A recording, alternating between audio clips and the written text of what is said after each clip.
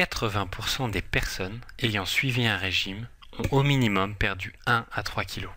Oui, mais 80% de ces mêmes gens ont repris ces mêmes kilos quelques semaines après, voire ont pris davantage de poids. Dans le pire des cas, ils se sont créés des déséquilibres alimentaires, une baisse importante du moral et des désagréments esthétiques.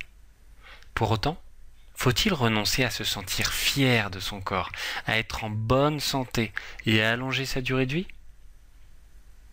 Suivre un régime, mais reprendre tous les kilos perdus, c'est peut-être ce qui vous est arrivé. On appelle ce type de régime les régimes yo-yo ou boomerang. Ils vous font perdre du poids, mais vous font tout reprendre au bout de quelques semaines. Alors ce n'est pas de votre faute, c'est la méthode qui est mauvaise. Faire des régimes ne sert à rien. Quel que soit le nom du régime populaire, à la mode ou marketing que vous avez suivi. Alors je vais bientôt vous expliquer pourquoi. Pour autant, faut-il renoncer à avoir une allure dynamique, une taille mince, avoir plus de souffle et être en bonne santé générale? Bien sûr que non.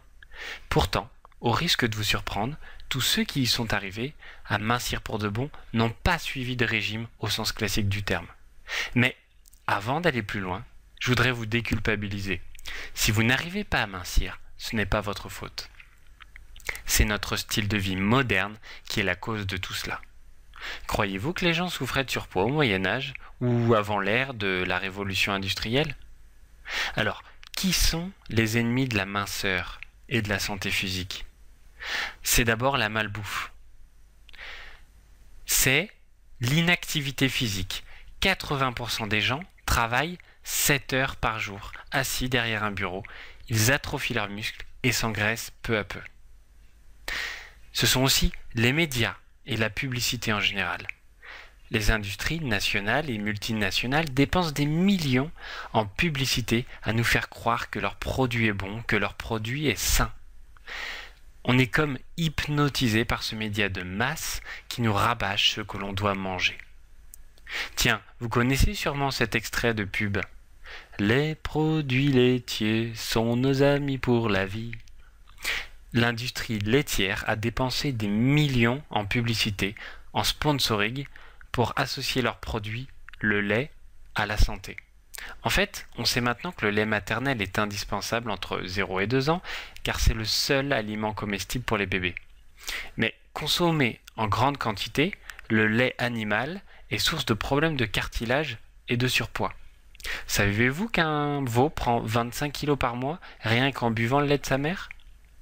Alors, bon, évidemment, ceci n'est qu'un exemple, mais il s'agit simplement d'illustrer qu'on n'arrive pas à garder un corps mince et sain parce qu'en fait, on ne sait pas quoi manger.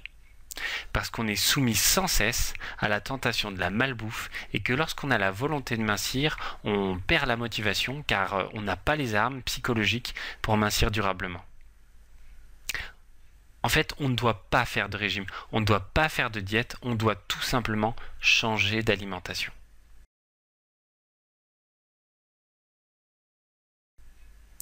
Alors, je m'appelle Noé Fac et mon ami Luc Terreneuve, qui est coach sportif spécialiste de l'alimentation et moi-même, nous allons partager avec vous des astuces alimentaires aujourd'hui et dans les jours qui viennent pour mincir tout en mangeant à votre faim.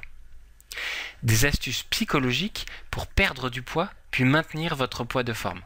Mais passons tout de suite au premier conseil qui va probablement vous surprendre.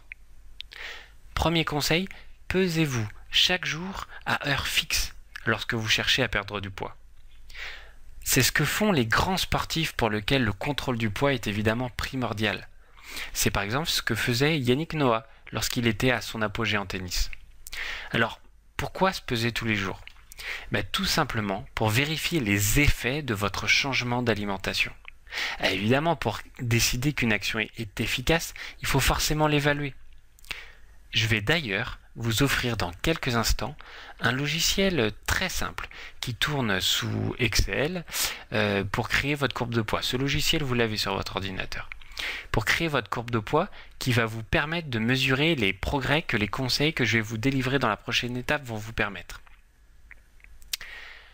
Alors, je suis en train d'achever en ce moment une autre vidéo dans laquelle je vais partager avec vous des astuces alimentaires pour consommer moins de calories tout en restant rassasié.